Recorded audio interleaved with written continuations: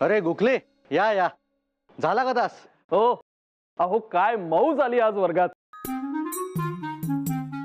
आज विद्यार्थ्यांना गणिताची काही कोडी सोडवण्यास सांगितले.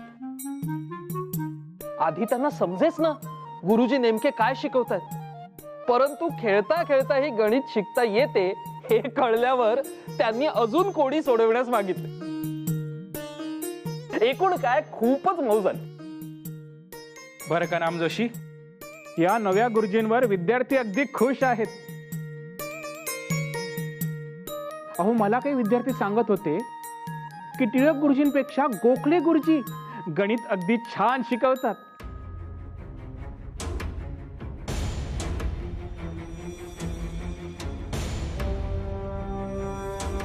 अहो टिळक गुरुजी जेव्हा गणित शिकवतात तेव्हा एक प्रकारचे धास्तीचे वातावरण असते. मात्र गोखले गुरुजींच्या तासाला तेच गणित हसत खेळत अगदी सहज शिकता येते.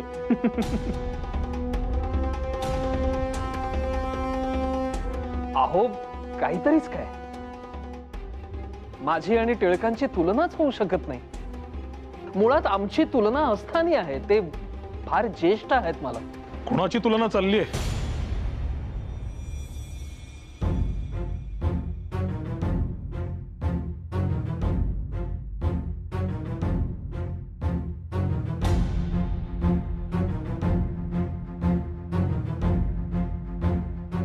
अहो नाही, तुलना नाही, हे सांगत होते की विद्यार्थ्यांना शिकवण्यात झालेला बदल आवडतोय.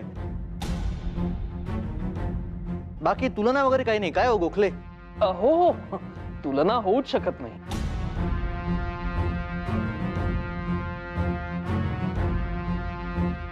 कसं आहे, मी शिकवलेलं माझ्या विद्यार्थ्यांना समजतं, रुजतं, तेवढंच काय ते महत्वाचं.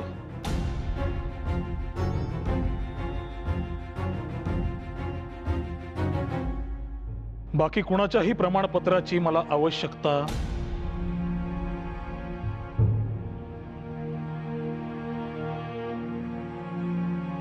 नाही.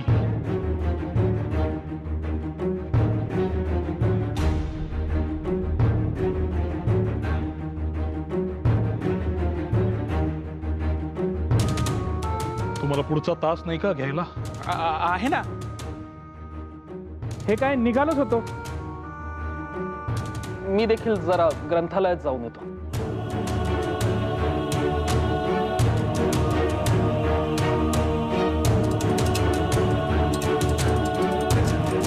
बरं का गुरुजी, टिळकांची गणित शिकवण्याची पद्धत काही औरच आहे. फळा आणि खडूचा उपयोग न करता ते मुलांना गणिती तोंडी सोडवून दाखवतात.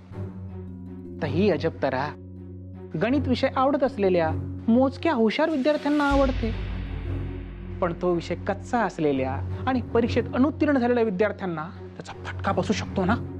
खरे आहे. अहो मुळात गणित हा तोंडी शिकवण्याचा विषयच नव्हे. ते काही लिटरेचर आहे का असे घडाघडा वाचून शिकवायला? पण मी काय म्हणतो, हे त्यांना कोणी सांगत का नाही? अहो कोण सांगणार? तोफेच्या तोंडी जाईल कोण? आता बघितले नाही, त्यांच्या समोर बोलण्याची हिम्मत कोणाचीच नाही. अपवाद आगरकर. एकटे आगरकरच टिळकांच्या तोंडावर सडेतोडपणे काही बोलू शकतात. बाकी कोणाशीच ते काही ऐकत नाहीत.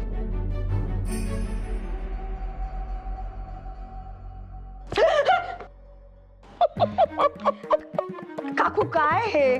केवढ्यांदा चकले मी. आणि कशा आहात तुम्ही? किती दिवसांनी आलात आज? होतात कुठे? तब्येत बिब्येत बरी आहे ना तुमची? घ्या पाणी घ्या. दे ग बाई दे. तब्येतीला काय धाड भरली? ठीकच म्हणायची. 1 ना 1000 कामं पाठीशी गो, वेळच मिळत नाही बघ. बस बस, तुला पाटवड्या आवडतात ना? हो, आज पाठवड्या केल्या होत्या. अगं बाई, खरंच की काय? अगो, तुझी आठवण झाली आणि बाजूला काढून ठेवल्या. वाण सामानाची यादी दुकानात दिली आणि सरळ इकडे निघून आली. तरी ताईंना सकाळपासून उचक्या लागतात ते थांबायचं नाव नाही. हे कारण होतं तर आम्ही आपला विचार करतोय कशामुळे एवढ्या उचक्या लागतायत बुवा. आत्ता कळलं खरं कारण काय. थट्टा पुरे झाली हो. आणि तिच्या एकटीसाठी नाही आणल्या, तुझ्यासाठी पण आणल्या. तुझंही नाव तोंडी होतं हो.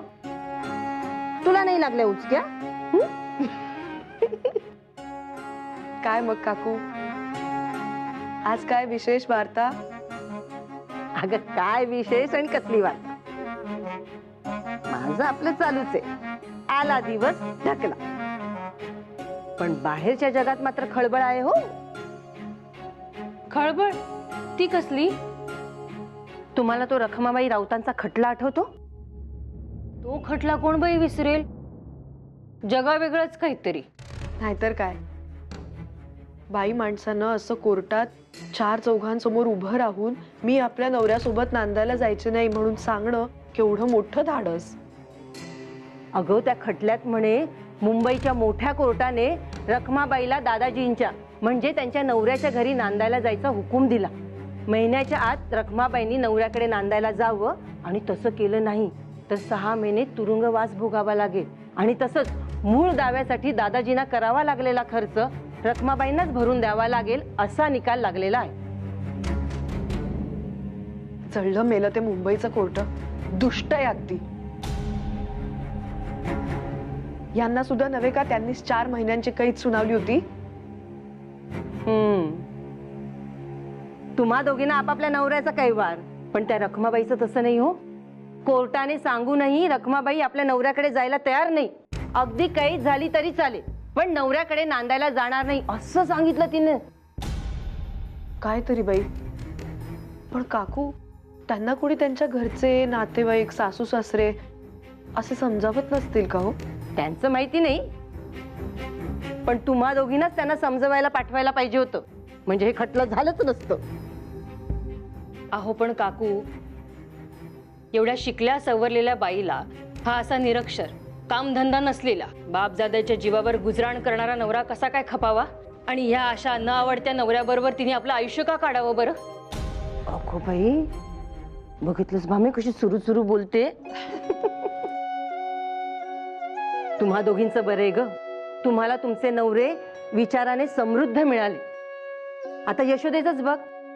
तिच्या कणपटीस बसून गोपाळरावांनी तिला लिहायला वाचायला शिकवलं. पण एकूणातच हिंदुस्थानी बायकांना कुठे आलाय नवरा निवडण्याचा हक्क. पदरी पडलं आणि पवित्र झाला असं म्हणत संसार रेटायचा. मग तो पदर आलवणाचा असला तरी.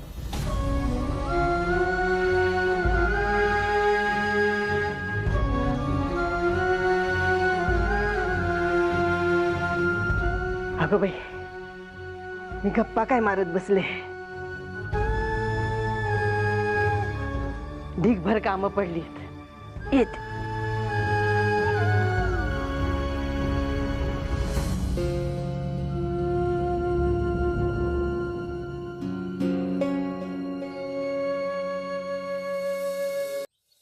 हे कळवण्यास आम्हा संतोष होतो की रखमाबाई विरुद्ध दादाजी या खटल्यामध्ये मुंबई उच्च न्यायालयानं दादाजींच्या बाजूने निकाल देत रखमाबाईंना सासर घरी नांदायला जाण्याचे आदेश दिलेले आहेत. हा संतोष कित्येक तापट सुधारकांना खपणार नाही हे उघड आहे. रखमाबाई आणि दादाजी यांच्या खटल्यानंतर कित्येकांनी रखमाबाईंना डॉक्टर आनंदी जोशी यांच्या पदवीला नेऊन बसवले होते. त्यांचा आम्ही कडकडीत धिक्कार करतो.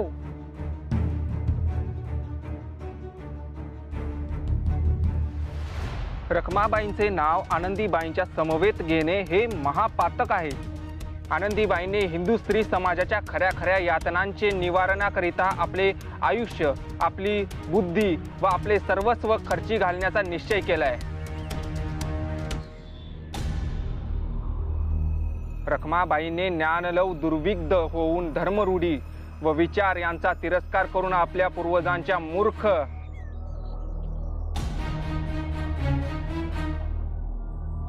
मूर्ख चालीरीतीतून मोकळे होण्याचा हट्ट धरलाय. आनंदीबाईंची मूर्ती शांतपणे सर्व कुलीन स्त्री पुरुषांच्या हृदयात निरंतर वास करतील. तिच्या यश पटहाचा नाद हिंदुत्व आहे तोपर्यंत काना सुख देईल. रखमाबाईची टिमकी मात्र मुंबापुरस्त व इतरत्र सुधारकांनी कितीही आवेशाने बडवली तरी या खटल्याचा एकदा निकाल लागल्यावर लवकरच फुटून जाईल. हे अशा पद्धतीने एखाद्या संसारी स्त्रीने काडीमोड घेणे म्हणजे धर्मबाह्य आहे. उद्या सगळ्या शिकलेल्या स्त्रिया याचे अनुकरण करू लागल्यास कसे व्हायचे? पण यात चूक काय? इंग्रजांनी या देशात अनेक सुधारणा आणल्या. आपले जीवन आधुनिक करण्यात त्यांचा मोठा हातभार आहे. नाहीतर अजूनही आपण त्या जुन्या रानटी प्रथांमध्ये अडकून बसलो असतो. इंग्रज आले म्हणून सुधारणांची कवाडे थोडी तरी उघडली. पण सुधारणांच्या नावाखाली वाटेल ते अनाचार करायचे का? हे सारे स्त्रियांनी शिक्षण घ्यायला सुरुवात केल्याने झाले आहे. मुळात बाईचा जन्मच प्रजननाच्या उद्देशानेच झालाय. तिने आपली चूल मूल सांभाळावी. मला सांगा, स्त्री का आजच शिकतेय का? गार्गे मैत्री या विदुषी नव्हत्या का? आजच काय असे आबाळ कोसळले? ही भूमी जशी मैत्री आणि गार्गेची आहे तशीच सत्यवनाच्या सावित्रीचीही आहे. इथे संस्कृती आणि परंपरा जपण्याची, शालीनतेने समाज घडवण्याची जबाबदारी स्त्रीचीच आहे. जिने संसाराचा डोलारा माझघराच्या आत राहून घरंदाजपणे सांभाळायचा, तीच जर अशी चव्हाट्यावरून बोलू लागली तर आपली संस्कृती बुडालीच म्हणायचं.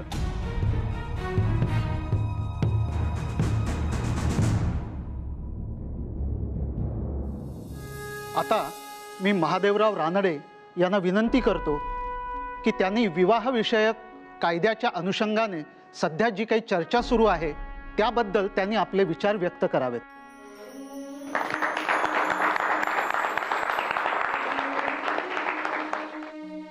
स्त्री पुरुषांचा विवाह विषयक जो काही हल्लीचा कायदा आहे तो स्त्री व पुरुष या दोघांनाही सारखाच लागू आहे. परंतु स्त्रियांपेक्षा तो पुरुषांना अतिशय नरमाईने वागवतो. स्त्रियांना शास्त्रकारांनी फारच सवलतीने वागवले आहे. त्या दोषी असल्या तरी त्यांना घरात नांदवले गेले पाहिजे. व्यभिचारी स्त्रीचाही त्याग करू नये, कारण रजसा शुद्ध येते नारी असे वचन आहे. नवरा बायकोच्या परस्पर फिर्यादी कोर्टात घेतल्या जाव्या व ठरावाची योग्य अंमलबजावणीही व्हावी.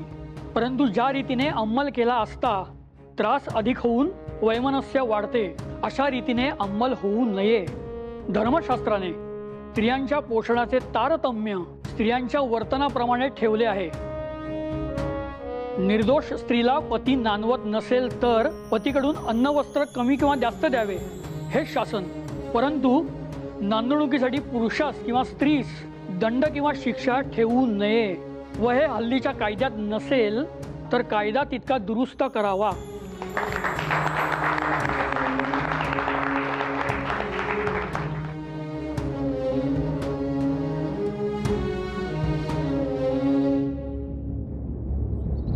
बघूया तर रानडेंच्या सभेनंतर केसरीकर काय म्हणतात यावर. हा, तभावान प्रवेष्टव्यम वक्तव्यम वा समंजसम. मनूच्या अवतरणाने लेखाची सुरुवात झाली आहे. म्हणजे पुढे कडक शब्दात काहीतरी सुनावले असणार आहे. भारतीय युद्धात ज्याप्रमाणे शिखंडीस पुढे करून वृद्ध पितामहास जिंकण्याचा पांडवांनी प्रयत्न केला होता, त्याचप्रमाणे काही अंशी पुरातन आर्य धर्मास खच्ची करण्याच्या इराद्याने हिंदू शास्त्रकारांची स्त्रियांवर सदैव दृष्टी आहे असे मनात आणून रखमाबाईस पुढे करून तिच्या आडून आमच्या पुरातन धर्मावर गोळ्या झाडण्याचे साहस सुधारकांनी मांडले होते. व त्यांना अशी बाळकट आशा होती की या स्त्री क्षेत्राखाली बृहन्नडेप्रमाणे आपण सहज विजयी होऊ. पण त्यांच्या दुर्दैवाने हा जो त्यांनी अखेरचा उपाय योजला त्याची व त्याचबरोबर त्याच्या वृथा मनोरथाची एकदम वाताहत झाली. काल झालेल्या सभेतील राव बहादूर न्यायमूर्ती रानडे यांचे मत मला अजिबात पटलेले नाही. कुणीही उठावे आणि धर्मावर आसूड ओढावे हे काही योग्य नाही. परंतु धर्मशास्त्रातील काही गोष्टींमध्ये बदल करणे आवश्यक असेल तर ते करायला हवे की नको, कोणीतरी ही जबाबदारी घ्यायला हवी. आता रानडेंनी ती घेतली तर यात न पटण्यासारखे काय आहे? आवश्यक असेल तर हे आपणच म्हणालात ना, तेच महत्वाचे. अर्थातच तेच म्हणतो आहे मी, आणि आता त्याची खरंच गरज आहे. अहो, संस्कृत ग्रंथासह आपण इंग्रजी ग्रंथ देखील अभ्यासू लागलोच ना. या सुधारणांच्या आम्ही विरोधात नाहीत, परंतु या सुधारणा करताना परक्यांना आपल्या धर्मशास्त्राचा अर्थ लावू देणे याचे काही कारण नाही. उद्या ते म्हणतील जानवे घालणे, मुंजी करणे धर्मबाह्य आहे. चालणार आहे का आपल्याला? अहो, हे कसं शक्य आहे? आपल्या 16 संस्कारातला महत्वाचा संस्कार आहे हा.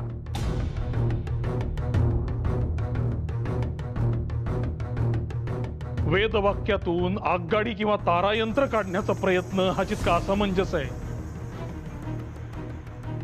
तितकाच स्मृती ग्रंथातून स्त्री स्वातंत्र्यपर वचने काढण्याचा होय. आणि मुळात राव बहादूर रानडेंना धर्मशास्त्राच्या भानगडीत पडण्याची आवश्यकताच नव्हती.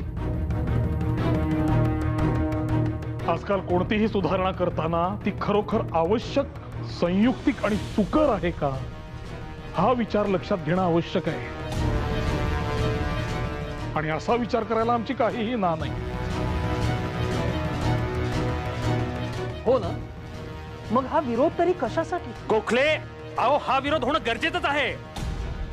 काय हो आपटे, बरोबर आहे का नाही? अगदी बरोबर आहे, विरोध व्हायलाच हवा. आणि या अशा भाषणांमुळे जनसामान्यांमध्ये गोंधळ उडतो, हे लक्षात घ्या. आणि आपल्या धर्म कार्यांबद्दल लोकांच्या मनात संभ्रम निर्माण करणे कधीही श्रेयस्कर नाही.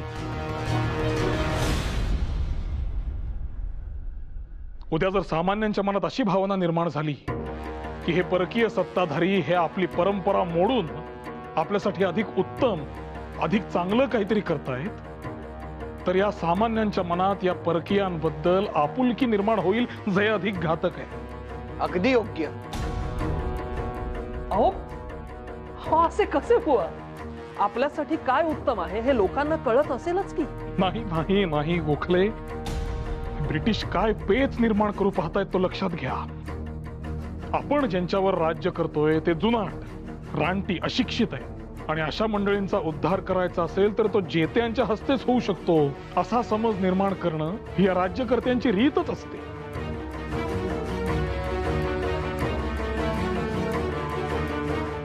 ही मानसिक गुलामगिरी ही प्रत्यक्ष गुलामगिरीपेक्षा अधिक घातक आहे. या गोष्टीला आपण टेकू देत नाही ना, हे आपल्याला पाहावे लागेल.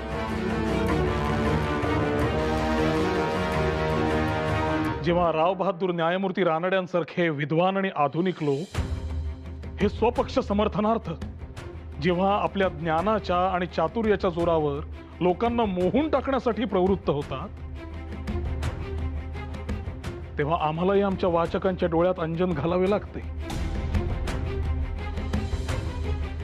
अंजन घालताना सुधारणांची गती कमी होणार नाही हे पाहाव्यास नको का?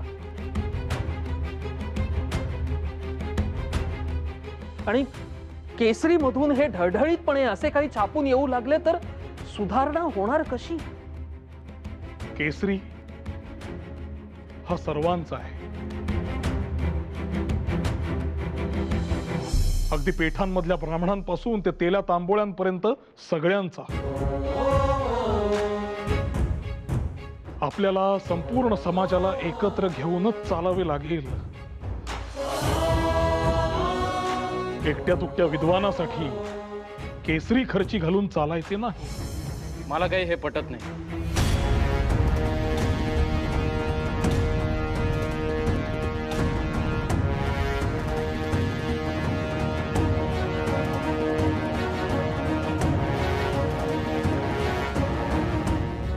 जे हीन आहे ते आहेच. मग ते कोणाच्याही करणीने का असे ना दूर झाल्याशी मतलब. आणि मला असं वाटतं आपण एकदा स्वतःलाही आरशात पाहावं. शिवाय राव बहादुरांची बाजू केसरीतून मांडायलाच हवी. मला हे पटत नाही. राव बहादूर रानडेंची बाजू तुम्हाला केसरीमधून घेता येणार नाही.